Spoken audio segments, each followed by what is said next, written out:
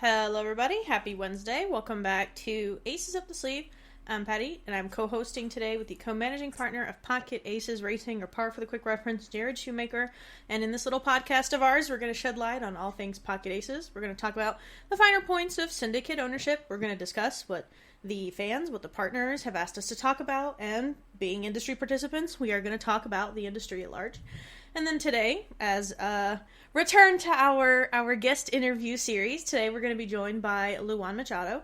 And he's considered, I think personally, I'm sure Jared will agree, one of the rising stars in our industry. And Absolutely. how are you doing today, Luan? Thank you for coming on. It's great to have you on and talk with us today. Hello, guys. I'm doing great. Thank you for having me here. You're very welcome. We're thrilled. We've been trying to get this together, and we've continued to had to reschedule a couple times. Just everybody's busy, and but that's a good thing. That's what we want. But for those of you who may not be familiar with Luan Machado, he's just absolutely an exceptional young jockey in the game today, and we've been aware of Luan for quite some time, and we'll talk a little bit more about how he's ridden for Pocket Aces over the years, and but just his success, and we're also going to talk about this. I mean, he's on a hell of a roll right now, and just it couldn't be coming to a better young man, and just really appreciate you being with us. And why don't you just start things off by sharing a little bit about yourself, your background, how you got into this wonderful sport that we all love, and at times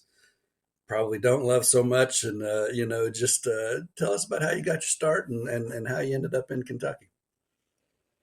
Well, it's a very long story, you guys. It's since I started riding horse, I was about 9 or 8 with my dad. He just got us some ponies to start riding. Mm-hmm. And they just cheap horses, because we found out he was a jockey.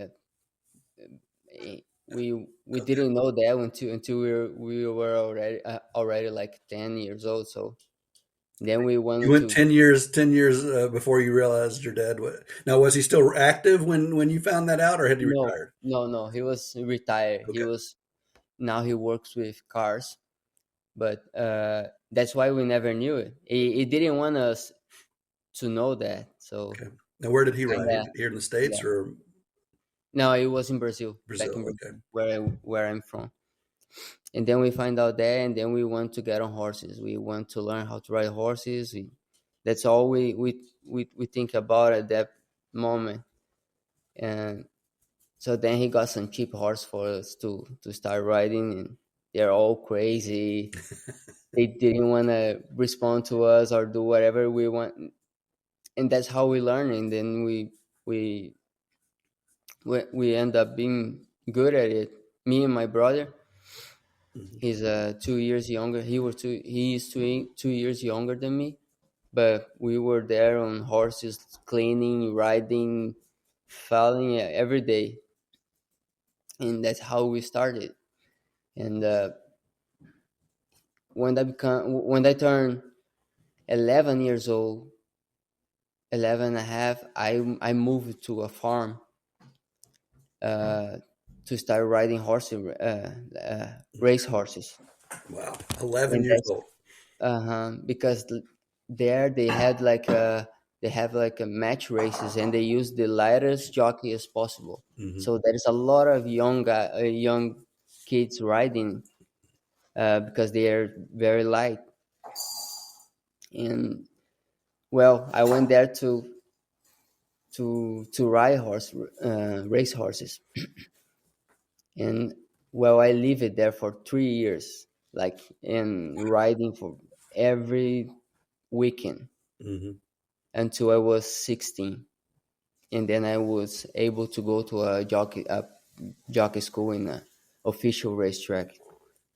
That's crazy. Wow. Yeah, I lived there like for a year, just myself, Mm-hmm.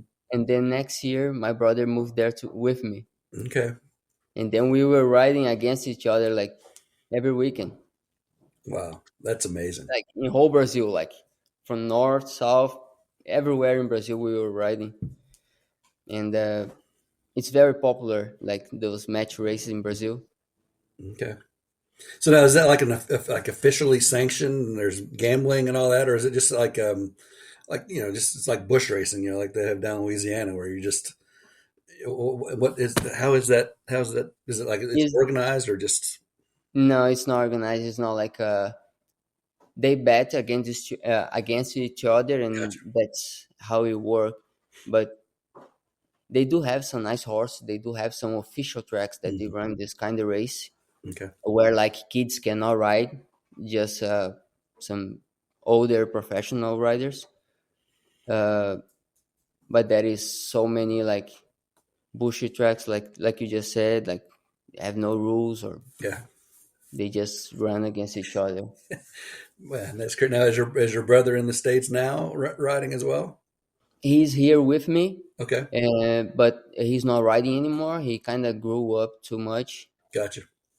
He was heavy since the beginning. He was always heavier than me, and he rode in Europe for a while, for a couple years, but he couldn't do it. Even being uh, heavier, the Hmm. races at Europe, Yep. he couldn't make it anyway. So then he came here. He moved here like a year ago, and he galloped horses at Turfway, Okay. and he lives with me.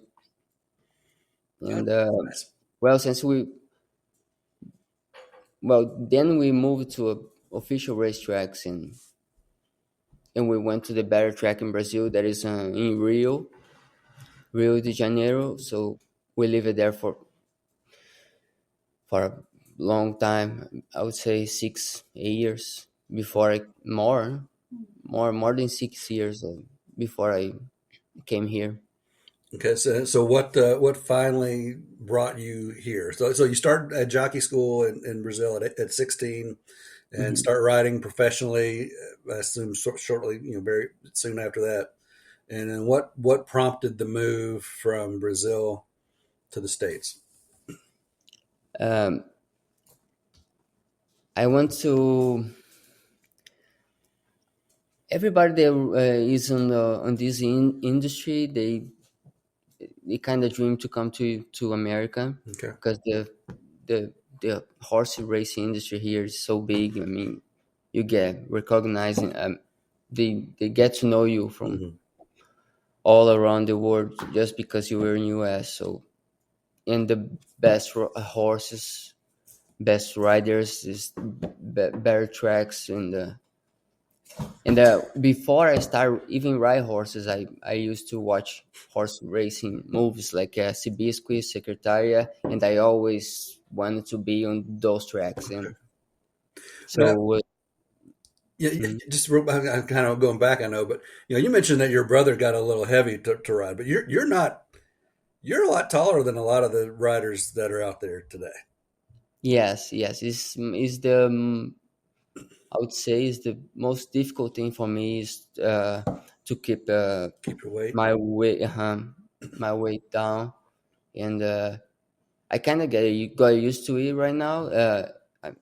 Since I came here, but in the beginning was very hard to make the light weights like they used to do here. Yeah. So I'm about how tall? I mean, you're not Deshaun Parker tall, but I'm close. I'm close. I'm 5'7". 5'7". Wow. I mean, you're Deshaun might be 5'9" or he's got to be at least 5'9". He yeah, he looks so crunched up when he's on the back of a horse. right. So a 5'7". I knew you were taller, but I didn't realize you were that tall. Wow. Yeah, Well, I that's was good. with him today. What's that? I was with Deshaun today Okay, at gotcha. Indiana, Okay. and but there's a friend of mine that is 5'11". Is Jose Bracho. He Jose's rides. 5'11". Yeah, he ride for you guys too, Yeah, I didn't know.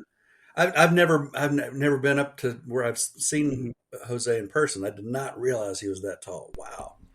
He is just sort of being one of the O'Brien kids tall. What was it, Joseph O'Brien, that had to retire because he was like 6'1" or something and he just couldn't do it anymore? I don't know. Like one of the O'Brien kids were so tall. That's who that kind of That's reminds me right. of. Yeah, that's right. Wow, that's The amazing. youngest one. And Jose, he's actually lighter than me. He's very professional. Hmm. He's como é que é a palavra? Wow, that's crazy. Um, So now, determined. He's very determined about that. well, I mean, I think no matter how tall you are, I mean, that's got to. I mean, it's the big. I don't know how you guys do it because I'm clearly, I'm not small, but I don't know how in the world you guys are able to do it. It's just the discipline that it requires is just amazing. The main thing is when you are busy, it helps a lot. Right. Like if you're riding every day, it helps so much because you're so busy uh, and I mean doing that thing every day kind of makes it easier. Hmm. Now, so when you first came here, I mean, you pretty much came to Kentucky pretty straight away, didn't you? Yes, I came to visit once, and I end up riding some horses at uh, Florida, Okay. but that was in. I mean, I didn't come to stay at that point. I just wanted to know and see how it was here, Hmm. and then I went back to Brazil, and then I did super good in Brazil, and then that's when I came back at 2000 by the end of 2018, Okay. and yeah, and I came straight to Turfway. Okay.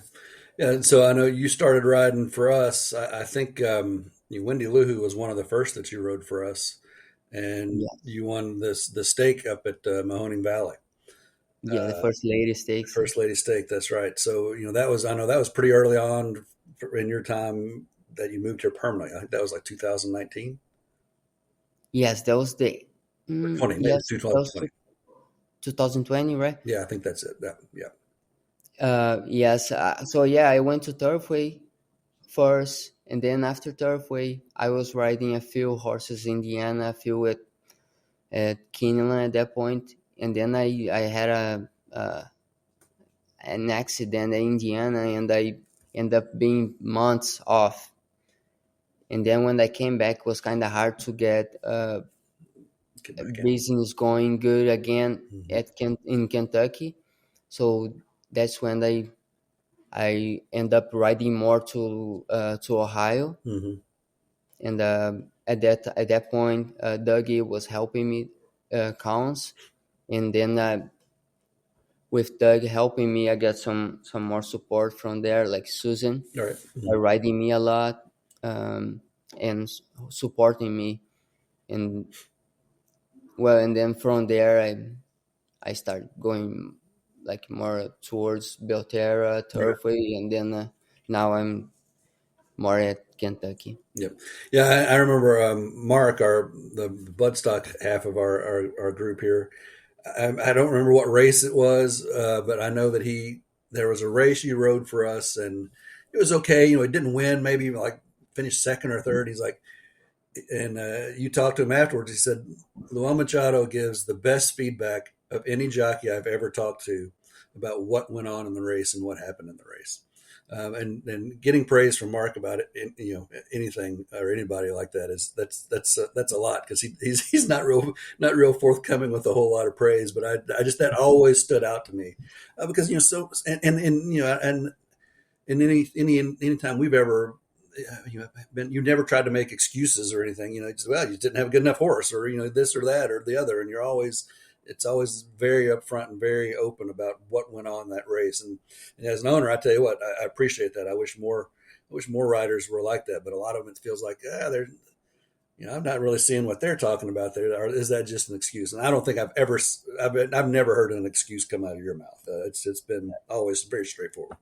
It was always very important to me to make things very clear and explain how it happened or how I saw it in the race, and that was one of my frustration when I got here, that I couldn't speak and I couldn't express myself, and that made me crazy. That was my worst feeling. That I was sometimes I came back from the race and I couldn't say what I wanted to say. Right. That was the worst for me.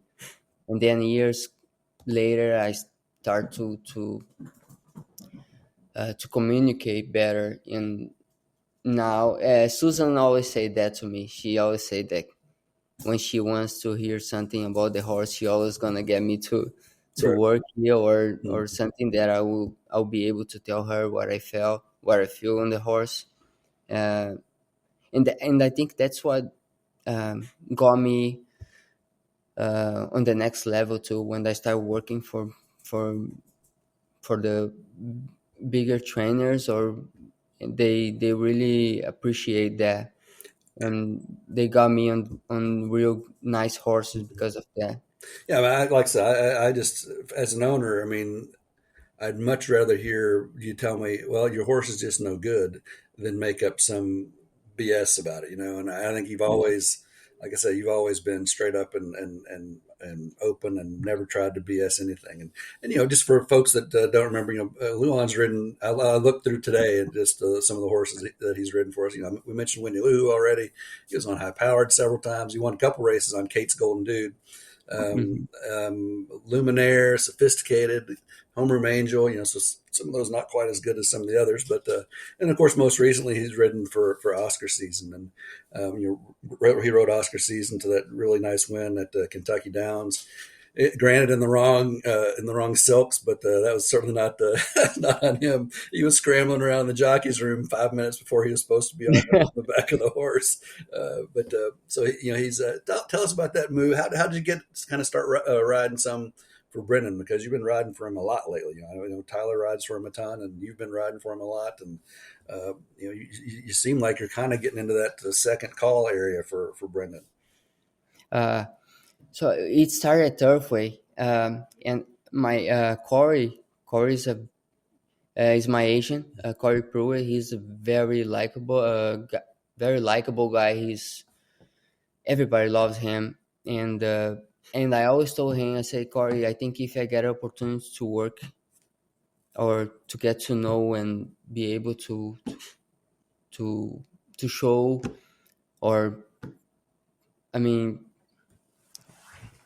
yes, just to get into it in the mornings, I think I'll be able to maybe get some ride with Brandon. Mm-hmm. He said, and then at Turfway, we kind of got together a little bit.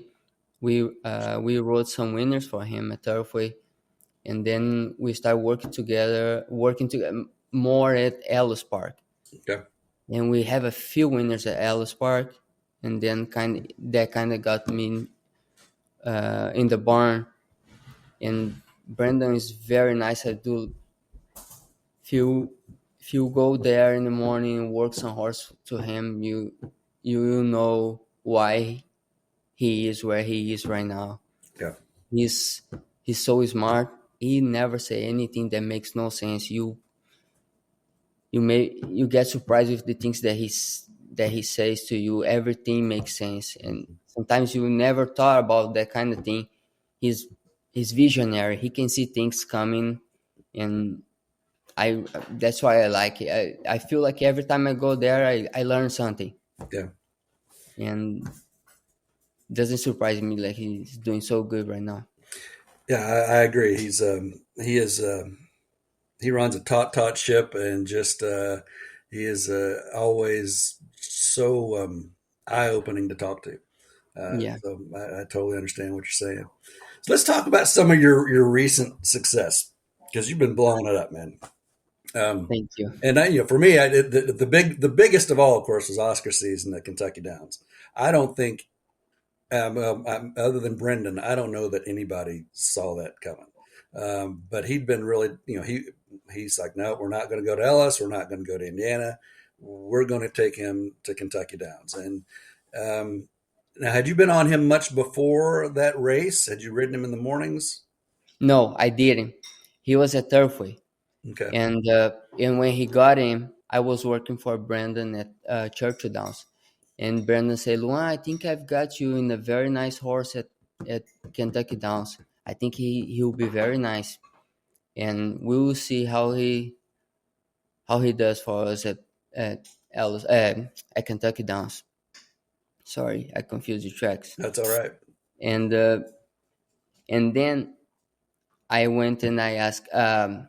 I didn't ask. A friend of mine very close. The guy helped me a lot when I first got here. He set me up with Vale, everything. He helped me a lot when I got here because I couldn't speak any English. He's a Panamanian. He would speak Spanish, and he would help me. Like, he would speak very slow.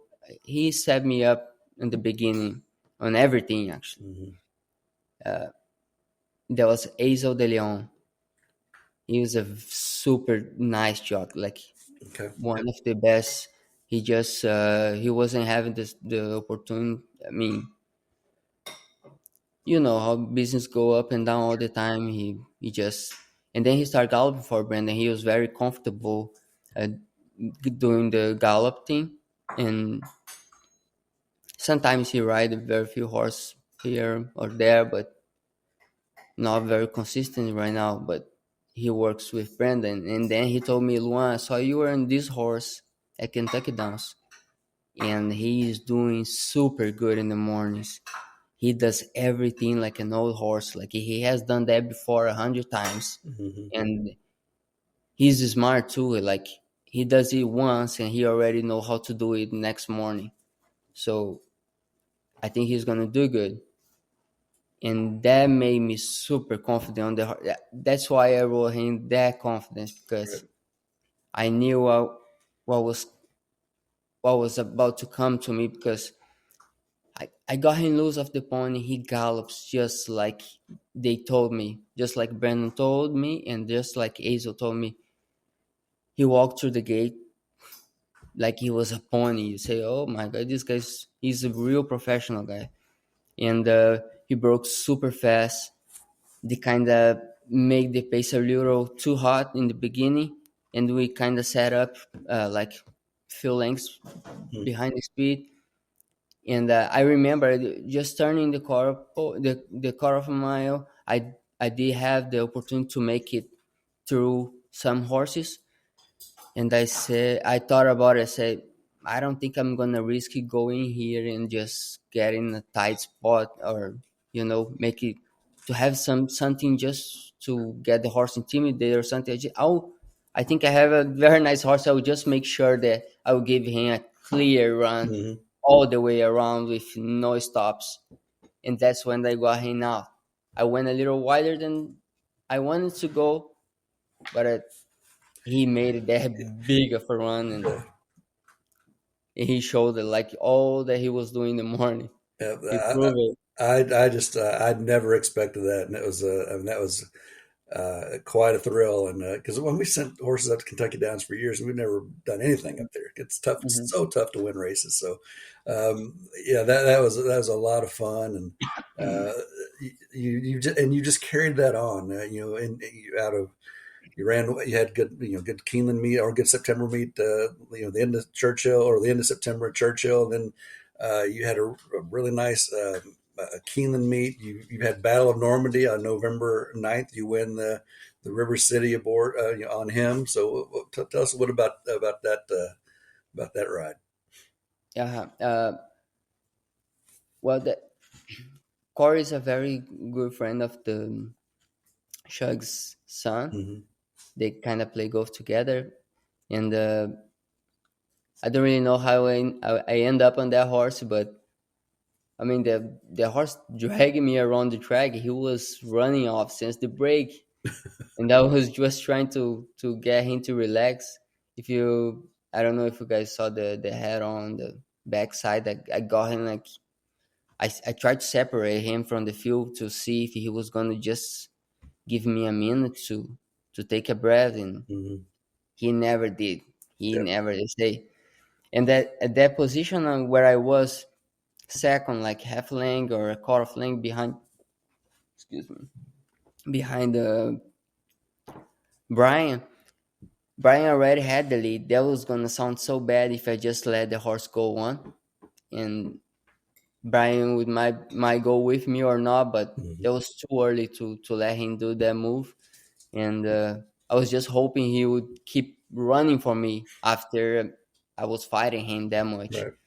And my God, he opened up. I would say, "Oh shit, it's a nice horse." He kept running. He not just kept running. he went faster. He opened up like Right. super fast from the field and getting the top of the stretch, and he kept the advantage into the ride. And I felt like it was going that I was riding a very nice horse. And you won the Dowager. A lot of our fans know a little bit about the Dowager. Chop Chop. Mm-hmm. Um, Oh, you got the Perryville Stakes at Keeneland. I mean, and then you get next. yeah. Well, at first, Chop Chop, she was. I rode her before at Turfway once, and we won easy at Turfway. A stake race too. I don't remember what stake was that, but I just know it was a stake, and she's so nice. She does anything. She does run the dirt. She does run the turf. She goes long. She goes a little shorter too. She goes in on the lead. She goes from off the pace. She does anything, and Just makes that your job easy, doesn't it? yeah, whatever it comes to you, she will make it happen. And I just love that face so much. She's so professional too. Like look at the way she did it. She already broke on the race. I mean on the leads. Uh, she settled right off the pace. She wasn't fighting me. She did it all on her own. Mm-hmm. And I remember I said that. And that on the after race I said, well, she did all on her own because it's true. She's amazing to ride. The other sticker won the weekend was Brunacini. Yep.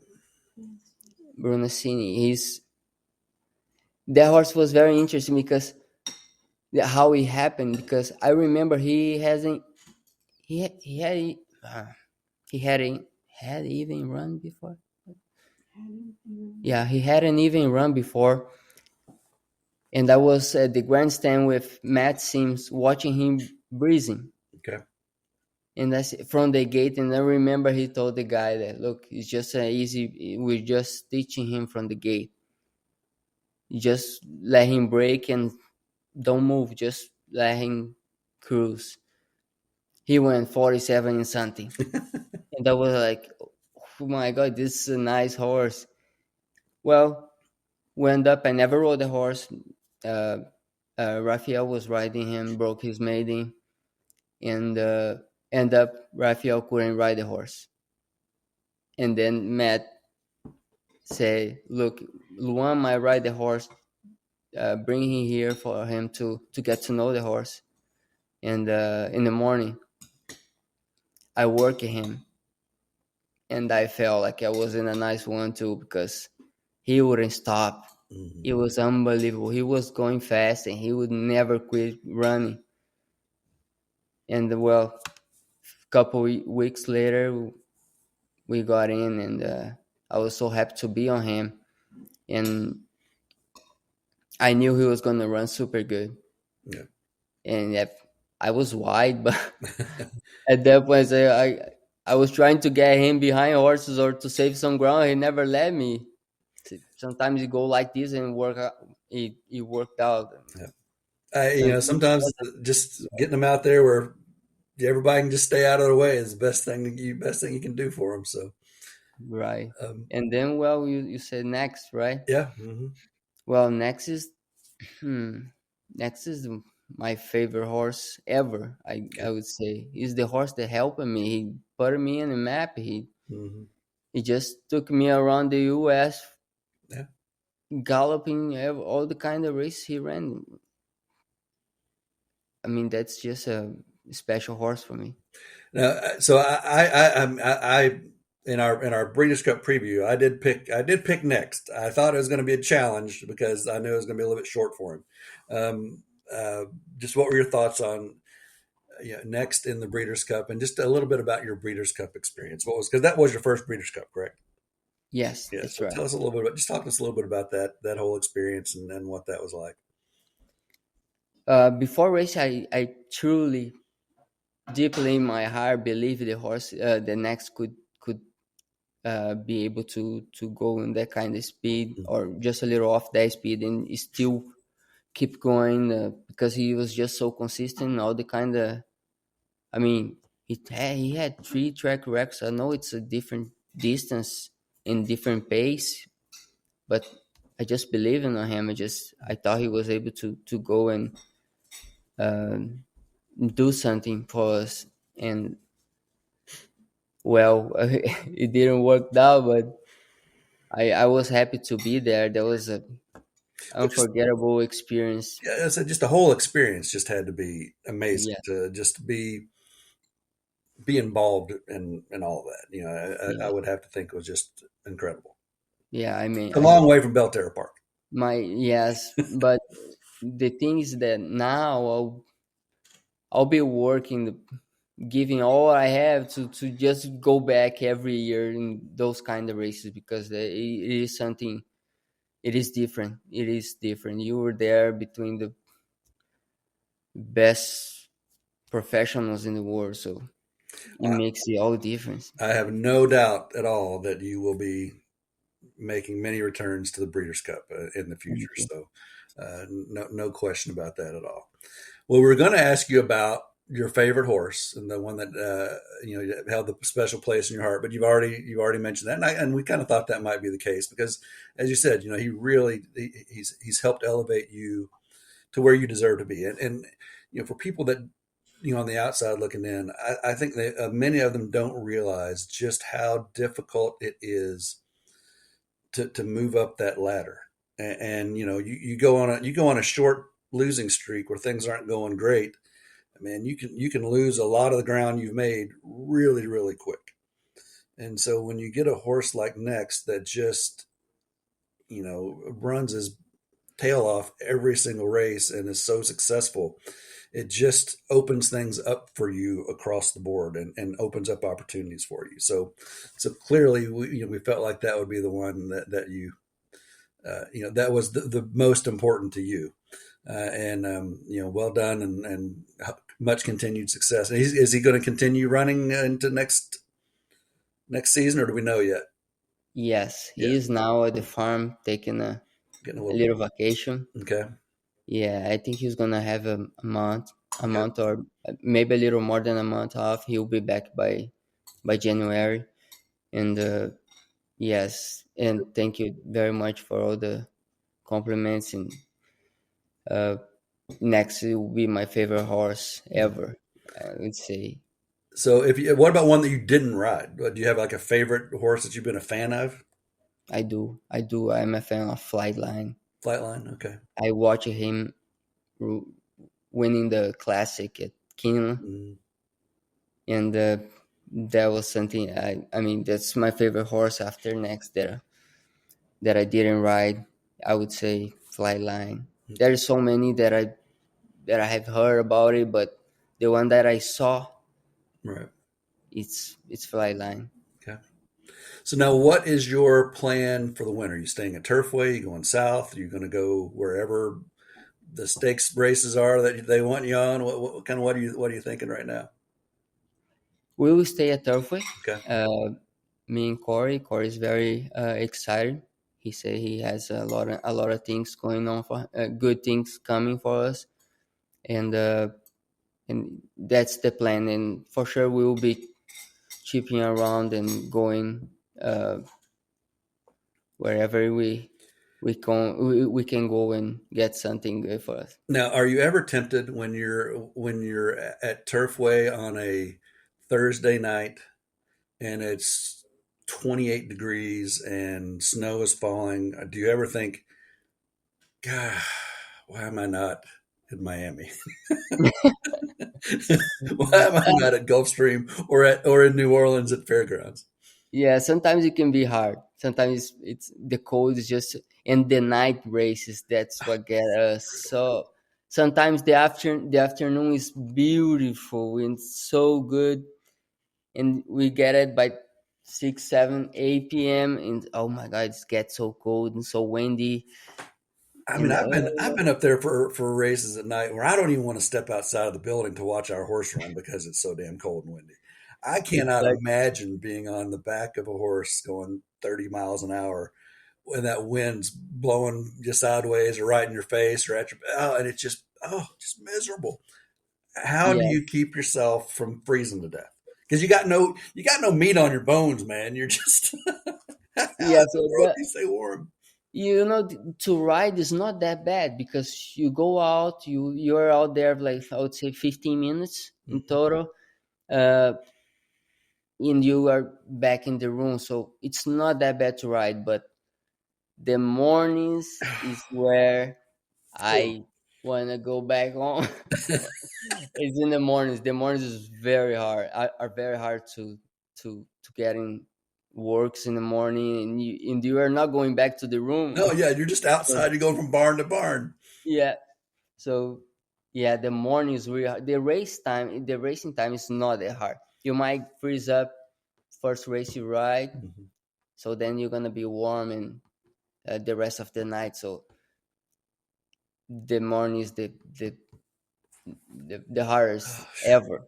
Is the morning. Wow. Well, I tell you what, I know we're going to have quite a few horses at Turfway this winter. We've got some with Brendan, going to have some with Susan, and going to have some with Ethan West. So I don't know if you've ever ridden for Ethan, but we need to get that. We need to make that happen. Yeah, So Ethan was the first horse I ever got on when they first got from Brazil. really, okay. Yes, I went to his barn. He's my friend since then. I couldn't speak no English, and he was already my friend. And he used to take me to dinner everywhere. Mhm. Is the Yeah, and I won a few races for Ethan. Well, I'm going to remind Ethan that hey, Yeah, remind you're him. at Turfway, and we really like you. So we'll see what we can do there. But I know a lot of times it's all on your agent to figure out who you're going to ride and all that, and so yeah, it's just and we've talked about that whenever we've had other jockeys on the show. You may want to ride for certain people, but a lot of times your agent's just handling all that for you, and you just you go where they tell you to go more pretty often. Yeah, that's right. So yeah, sometimes I want to pick some horses or try to, but he knows more than me about that. Right. Yeah. He knows Well, that's his job to put you on the horse to give you the best the chance to right win. horse to ride. He knows about those numbers that I don't know. Hmm. So if he has some question about it, I mean, if he's not sure about it, he's gonna call me and he will ask me. Okay. If not, but he doesn't call me very often. All right. Well, that's good that you got an agent that you can trust and you feel good about, and Right. you just let him go out and do his job and do his thing, and then you show up and do yours. So That's right. so That helps one question that we ask everybody, and it's if you are, because the state of racing in this country is, sometimes it feels like everything's going great, and other times it feels like everything's just in the dumpster, and we're not sure what to do. But imagine that, for a minute, that you are a king. You're the king of North American racing, and you can make any change to it that you want to make. What would you like to see implemented or taken out, or what would you change about North American racing from its current state? a lot. Very, very good question. It's a tough one, It's a very tough one. and if you don't have an answer, that's fine. Yeah, I would have to think about it because like we are already like on the best of the best of racing, so it's very difficult to point something. Yeah, We and I think that's a really good point, because so often, and I think Americans are really good about this, is Mhm. just complaining to complain. And Yeah, I think there are a lot of things that we can make the industry better. You can always improve. Uh, yeah, but we only have North American racing to look at, and but we do hear just comment like you just make there. hmm, It's a lot better than it is in South America, or it's better than it is in lots of parts of Europe. So I mean, um, yeah, I mean, I think that's a valid point. Is yeah, we all think we're experts on, not we all meaning hmm, Americans, we all think we're experts on everything, and and as fans, we just know as much about it as anybody. So maybe maybe that's the right answer. We've already got Yeah, the best, and we're I'm trying in to shape. think about something right now, and they can't, because they are very. The first thing I would say, if that was the case, it was about the safety or the health of the horse. But I can see it getting better, because they are already. I Mhm. mean, they are very restricted about the Mhm. safety of the horse or health of the horse, or doing everything that is possible to keep it good. I mean, to keep Yeah, I think, everybody. yeah, I mean, you look at what just the number of race day scratches that Yes. happen, especially at the major tracks that are all in on Heiza and really, are backing it and not fighting it. I mean, I mean, my goodness, how many race day scratches did we see at this past Keeneland meet? Because the vet Yeah. would want to make sure that if there's any question at all, the horses are coming out, and that's Yes. not a bad thing. Yeah. I heard people griping about it a lot, out in the stands, but I'd sure rather err on the side of precaution and err on the side of safety than put the horse and the riders at risk out there. Yeah. 100% agree. Uh, I that's, if I would thinking something in the industry to always get better, was this horse happy. Is Mm-hmm. is all they are the stars here, so it's all about them. So Yeah, I mean, you guys are pretty big stars yourselves, so it's all about the rider and the horse for sure. uh, I would say it's 90% the horse. Fair enough. Fair enough. Look, is it, the horse is the main thing here. Without horse, there is nothing. There is nobody else. Yeah.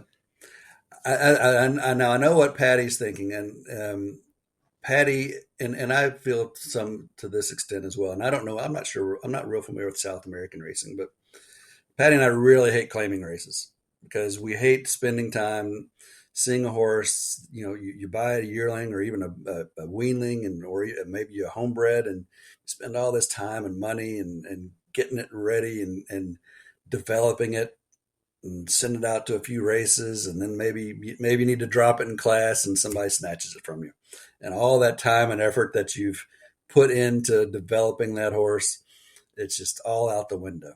Is there a lot is claiming a thing in South American racing, or is that because I know in Europe they have like the graded handicap system. I wasn't sure what South American racing was like. It's about the same. Okay. Yes, it's just the same as here. Claiming races, uh, cheap horses, go Mhm. to all those kind of claims. It works the same.